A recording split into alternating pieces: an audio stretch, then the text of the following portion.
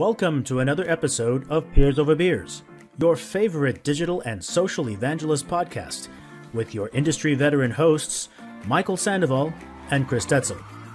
This podcast starts now.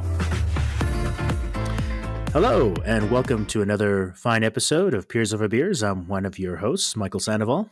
And I'm Chris Tetzel. Hello, Chris. I hope you're doing well today. Doing great. How about you? I'm doing great. It's Texas is interesting. 1 week it's, colder than the North Pole, and then spring appears like the week there afterwards. That's exactly what happened here in Dallas. It's crazy. It's just too much. I went out for a run today and I was sweating like crazy because I think it's like... Were you being chased? 75 degrees or so. No, I wasn't being chased. I was you did it voluntarily. So that was a challenge today. So how often do you run, by the way? It just depends. I didn't run hardly any whenever it was snowing outside and icy. But what makes sense? That seems prudent. But I'm trying to hit. So last week I think I hit 35 miles that week, and then I'm trying to hit 25 to 30-ish miles every week. Just to stay consistent. Not to get off subject, but are you training for a marathon or? I'm training for some half marathons that are coming up. I just try to stay fit. My wife runs marathons a lot, and so yeah, she's like I mean this in the nicest way. She's a monster, man. Oh, I know. So she's focused all the time. Yeah. In her runs, the least that she would do, and this is on a down week, is 42 to 45 miles a week, and that's a down week. And I'm like, okay, that's not me. So that's not what's going to happen. Yeah, that's good. No. So just trying to stay fit. Well, like I've always said to you before, if you ever see me running, it's because I'm running away from somebody. So we should continue on our little really cool chit chat. So we've been having a really cool couple episodes in which you've been taking some questions that have been coming up, I think, organically from Realtio, but they've been really good questions. I've been enjoying the banter back and forth. So we're going to carry on. I think we wanted to start off with, was it engagement? What was the question? Yeah. It was funny because there's a lot of questions, but when you boil it down to, it's basically this question here. How do we plan to engage customers and partners to make use of the community? When you build communities, and this, let's just kind of start from the beginning of when you're seeding or greenfielding a community. What are things that you do to, one, get customers and partners on, if you're a B2B SaaS company? Two is, how do you engage them once they're on? And those kinds of things. What do you think? I have a lot of opinions on the subject. One of the things, the thing that came to my head immediately was about the audiences, especially in a B2B side, right? You have partners, you have customers, and then you have experts inside the company, right? And all three need to be present. I love that. And in a sense, you have to get each. I'm glad you said that. That's what I'm doing. You have to get all those folks activated in a very unique way. And my head immediately goes to making sure they're badged correctly because there's value in each of them, right? And I think we talked a little bit last time, especially for third-party partners, around the value of answering questions. It is not meant as a advertisement space for them, but it's more of a way for you to build equity with those individuals as a subject matter expert, as an industry expert, and it just creates pull for your brand, especially with, Realtio and their customers. And I don't just mean just your company, but any company you're trying to work with. Yeah, I completely agree. On the subject matter expert side, you have a lot of tactics around there, very solid, which is around streamlining internal processes, call center activation, which you can kind of move those FAQs externally.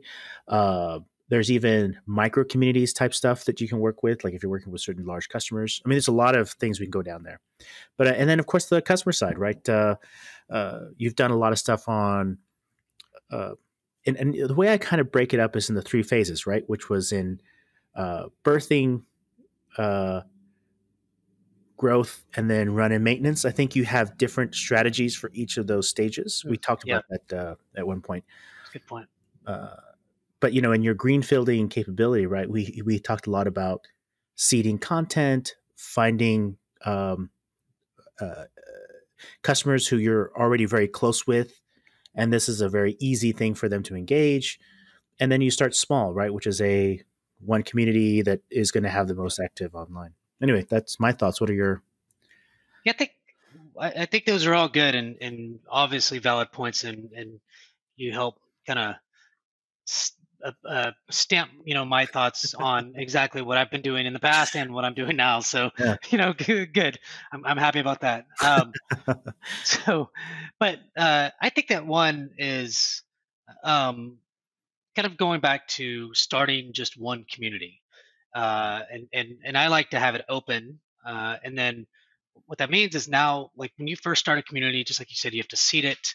So some of the tactics, I build an engagement strategy, or some content strategy, which Mm. which I think is key. Is one is content first, right? And so if you build engaging content that they're interested in, um, that's the key at the end of the day. It's they'll be reading it, and they might want to engage in it. Two um, is is like you said, the activation. How do you activate them? How do you get them in the community? So it's maybe kind of this founding type of member, if you will. So you kind of create a way, say, hey, look, we would love for you to be a founding member. So come in before the community, 2 weeks before the community Yeah, start. it's the whole secret. I'd say secret, but it's the Yeah, the velvet yeah, rope thing. yeah, and just hey, test, upload your photo, tell us how it went, tell us how these things went, post a question, go answer somebody else's question, and those kinds of things. Then you can open it up to the world, and it's already full of content, which is, I think, it's the ideal way to do it.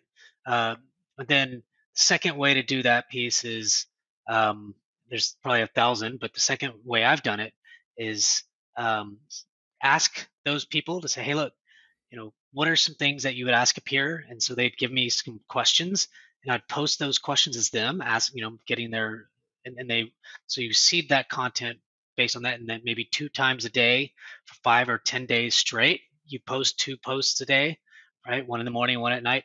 Um, and then once you have people and activate them, you can start with, what is a good core engagement strategy? So it's all onboarding, right? So they come in, they register. What does that email look like after they register? What is it? Yeah, it's the whole on. Yeah, you're right. It's the onboarding piece, right? This is a Yeah. So that's, I think, at the end of the day, it's probably the single most important thing you can do is think about that journey that the customer is on from an engagement standpoint. So post, what are the things that they can do? You know, adding yeah. a picture. Subscribing to content. Posting a question. And so do you have that in an easy way format? I do it automatically. So when you, or I started building communities that way automatically. So when you log in, you have to accept the terms and conditions. And then all of a sudden, you have this kind of profile that says, welcome, Michael Sandoval. Thank you for logging in. Do these 5 things.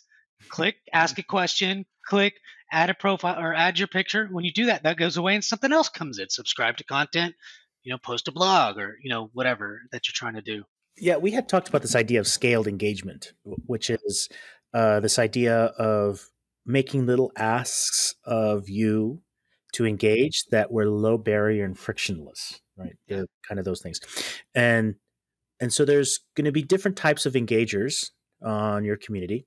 Yeah. There are some that are going to be gun ho, and it doesn't matter what you do; they're just going to participate and write. But there's others, after you start growing a pool of people, some are just lurkers, right? But they haven't engaged. There haven't been a reason to engage. Yeah. And one of the things we've talked about what's the easiest way of engagement? We had the the like up thing. Yep. Thumbs up. Thumbs up. And in fact, we even went further deep, further basic and say, what's just from signing up? You said, what's the first thing to do? Just upload your picture. Yeah. That was the first thing. That was the first engagement type. And then we progressed further, waited until they engaged. If they didn't, then the next thing we wanted them to do was to like a post, or then we would just take them on this little journey of engagement.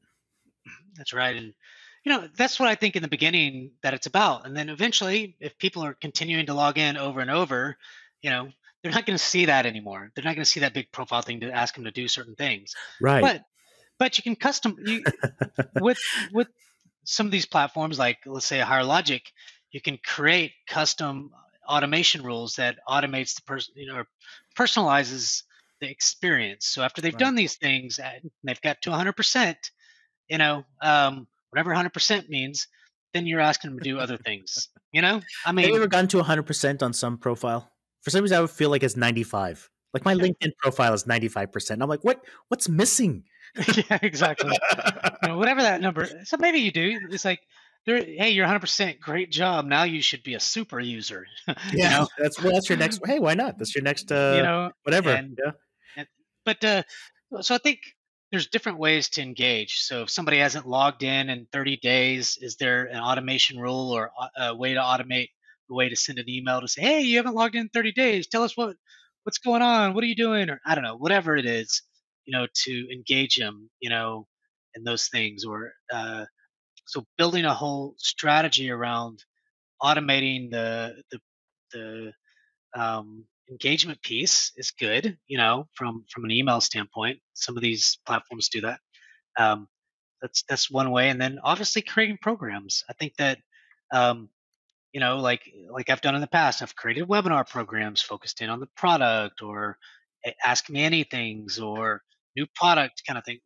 Whatever yeah, that is, yeah. These are like event based. Yeah. event based engagements. Yeah, Yeah, because that engages them, and to me, and I know I've said this 1,000 times, but it also allows me to create content, whether it's video, audio, or you know, blogs, or even Q&A that comes out of those discussions. well, you bring up something interesting, and I don't want to go down a rabbit hole, but it's almost worth rethinking about how you go, because you said the words my content strategy or content creation, content development. Um, what content? And I mean that specifically. I think in the past we would use either some Google search words. I think we talked to marketing about what's the major zeitgeist being discussed right now in the market. And in some way we kind of glued ourselves around where the biggest conversation was. Mhm. I even think we looked at Google's AdWords and would type in some That's things right. that we knew, and then we would see, oh, this one has the most search term, right? Yeah. And we'd see if there was some marrying, we could marry the two, and then voila, you have your, it's subject matter you want to discuss.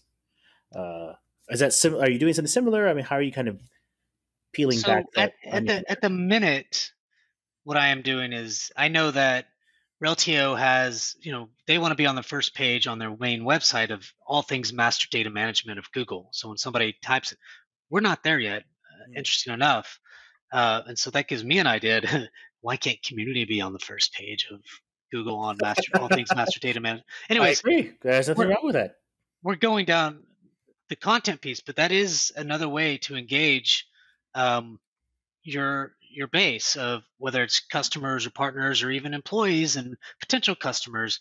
I think is being on the first page of Google. So there are keywords that I look at. There are also key things that I look at from a support standpoint that are being asked over and over, that I want to make sure that there's types, parts of the product that are um, important to customers, but maybe they have issues with. So, like, let's just call it, on the MDM space, there's these things called matching rules. There's a lot of questions around matching rules, and so what I want to do is create all the questions and video and how tos and whatever about that, and post them on the community, and then over time, what I do, I curate that content to say, I have now a one pager full of things around matching rules on master data management, our product around master data management. So then you create another page on some other thing, whether it's data modeling, for example, all things master data management or Reltium MDM data modeling, Q&A, blog, video, you know what I mean? So, uh, and then that, whenever you do kind of the URL and you call it master data management, data modeling, master data management, matching rules. You don't have Reltio because it's already community.reltio, whatever. Uh, that's when instantly shit starts picking up, and it's crazy. Well, How that happens, but you bring up a really good one.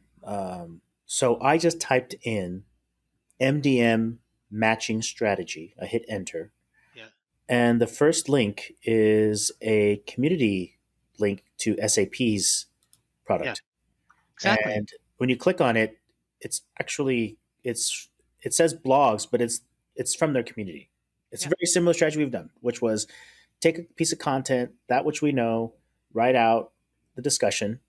What is it? What does it do? And it's very detailed, and it's the first result. exactly. That's where I want to be. And I think that's a huge one. It's a huge content strategy, and exactly what you should think about when creating one. But also, it's an engagement tactic, I guess, too, to kind of marry the content and engagement stuff together, right? Yeah, and you know, again, I get fascinated by this stuff, but the first, I would say, four links that are, the magic. Well, first two for sure, but then the next four First two, yeah. are all either community, blog, or some sort of document. Anyway, it's all Documentation, yeah, docs.reltio.com, but we're yeah. not Well, they there. have the same thing. Docs.informatica, which is one of your competitors, Yeah, right? Informatica, yeah. Yeah. Not to go so deep into your side, but I just think that such a big deal on the search side. Um, anyway, good question. Maybe we should go on to the next one. Yeah. So this is a really good one, and I've kind of talked to my peers a little bit about this one, but I'm very excited to hear what you think about it. Um, I've been asked this a few times: how to link community and training together. So let's say at a company like mine or a lot of SaaS companies, uh, training is different than community, but there's a lot of really you are trying to solve some of the same problems, Hmm. if you will, right? Like customers are having problems with this, and so you build a training module. So modules and things like that. I see community as a little bit more loosey goosey, you know what I mean? Um, but there is opportunity there. What do you think about that? Oh, I have a lot of thoughts on this. So the first questions I have are around how does one distribute training? For example, do you have to pay for it? That's usually a big one. Yeah, Uh, do you provide training to certain people but not other people? That sounds kind of crazy, but believe it or not, there's yeah, more. The more you pay, the more training you get. Do you do you have an LMS system? Right. So these right. learning module systems, or I'm sorry, these learning systems already kind of have some form stuff kind of built in. That's right. But let's just assume that you you don't pay for training. Training comes free. That you don't have an LMS system yet, right? So there's a couple options, right? And the one that I used when I was a TI, I think it's changed since. So if you go look, it doesn't work, but they do something different. So I think now they have like a LMS system, but um, was we would post video. So video training webinars would be another really good one. Yeah, We did a couple things. One, we did a sign up page, like an event based painting training page on the community. yeah. You would sign up for it, so it becomes a live event if you want to do a live training. And then at the moment of training, we would have it we would point to a forum in which we would have discussions whilst the training is going on. We would use a hashtag even within the community so that you can pull up a special Hashtag training page. or something like that. Yeah, yeah, well, hashtag the event, right? Whatever that Oh, event I may see. be. Got it, yeah. So in the platform we were using, you can actually pull that RSS feed up, and it would show you during the training all the latest questions Huh, in real that's cool. time that were being discussed. So you could say, "Oh, this one just came in," and then you could answer the question. Someone would help on the side from the training team to answer the question in real time as it's being discussed.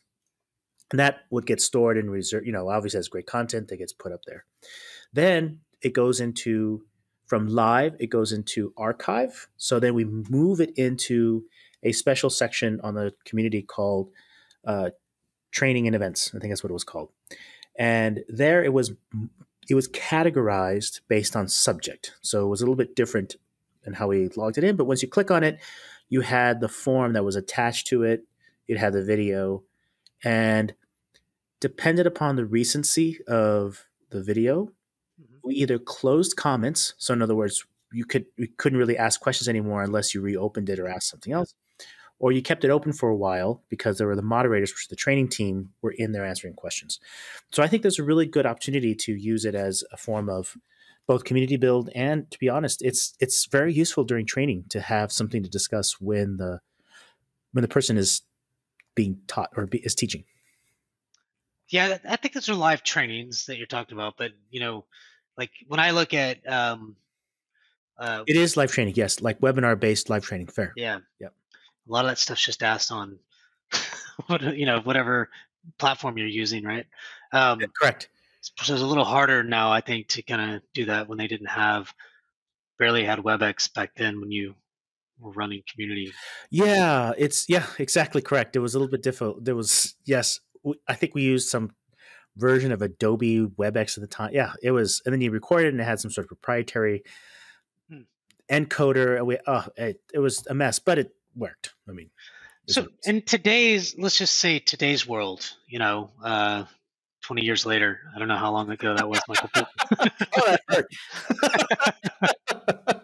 Back at the dawn of the internet. I'm sure that these smaller companies don't have LMSs, but like the No, last, that's why I think community is a great place to do that. yeah, when I think of like companies that do have LMS, like our company does, and then even the company before had an LMS, and but there's still some synergies I think between the two, and Hmm. and it's not necessarily easy to kind of think about that, but the way I think about it is is that and I kind of heard Brian Oblinger talk about this too. It's kind of you've got to build it into the DNA of training and community to say, and the organization to say something like, look, your philosophy should be that training and community work together to build content.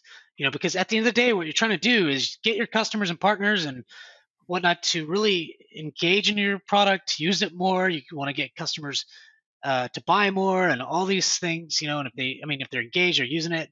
So how do you partner? I mean, that's really the goal at the end of the day. That's what training is. And at Reltio, our training is free now, and so that's really cool. Um, but I think their LMS has kind of a community, if you will, like a forum type stuff. A lot of those LMSs do, but nobody's engaging those customers. Even if there was a question, nobody's really going to answer it. So that's why you go to community. Um, so I think there's opportunity to one, kind of think about that philosophy and who's going to do what, and how do you work together with, let's say, community is doing a webinar around matching rules, for example, uh, and the goal is just to engage people. It's not really a training. You have an expert, doing the presentation for 30 or 40 minutes. Then you have questions and answers come out from the audience. You record it, and then training could use that webinar for some things, right? Whatever that is, and then I would just post it on YouTube, put it into the community. And then write content around it, and so that's part of what training I see is more modular based nowadays, right? You want to It take this is, yeah. training and that kind of stuff.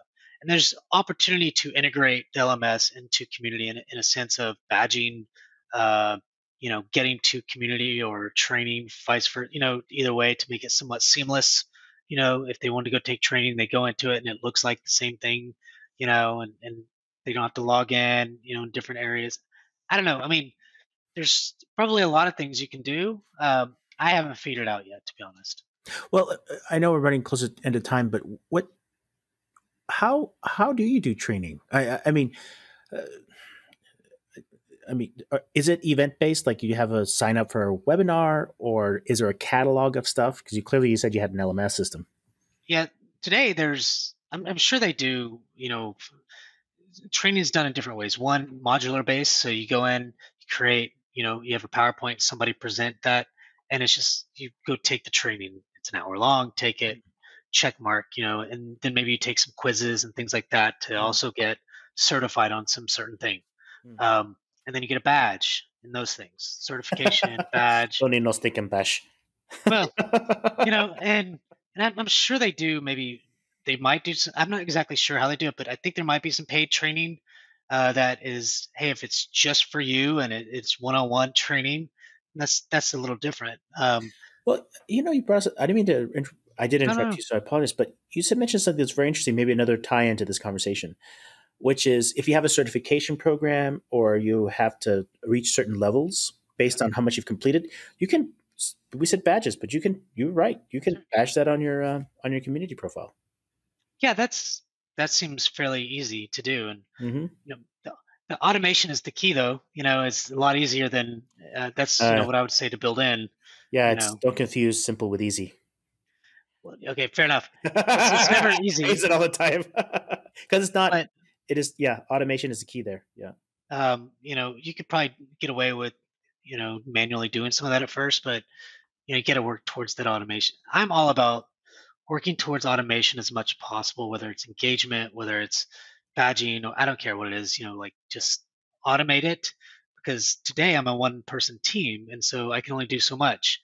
And so anything you can automate, then I'm a big fan of. Yeah, no, I agree with you. I think as many community managers are, they are one or two person bands at Yeah. best, and anything you can automate is a big thing. And I also say this conversation about training. I'm curious your opinion, but I would rather focus my efforts on building first, and then this is a second or third order activity uh, versus a primary activity. Because I don't know if your opinion is the same, but Yeah, I don't have a choice. Like I bring it up to training and I talk to them and have some conversations, but all I'm focused on is building the community first and foremost. yeah, And that's where 98% or 95% of my time is spent, with some time talking about not just training, but what I call digital self-help, customer experience. mm, So how do we kind of look at the entire ecosystem of how customers get help in a digital way, yeah, and how do we tie it all together, whether it's SSO, enterprise, or enterprise search, and just making this customer experience seamless for them, because that at the end of the day is, I think, highly important for your customers to stay happy in a digital way, so they go to documentation, they go to training, they go to community, they go to mm, the sport, or call it knowledge base articles, yeah. etc. So does it make sense? It does make sense. Yeah, yeah, yeah. Yeah. And I understand what you're trying to do. You're trying to push the evangelize as much as Yeah. you can, community to everyone, and then let them get thinking about how they could use it in their tactic. Yeah. Exactly. I totally Exactly. get it. Yeah, I totally get it. Well, Chris, as always, another fantastic conversation of all things community. Thank you very much for another fun time. It's good. And as always, thank you very much. I'm one of your hosts, Michael Sandoval. And I'm Chris Stetzel. All right, talk to you guys later. All right.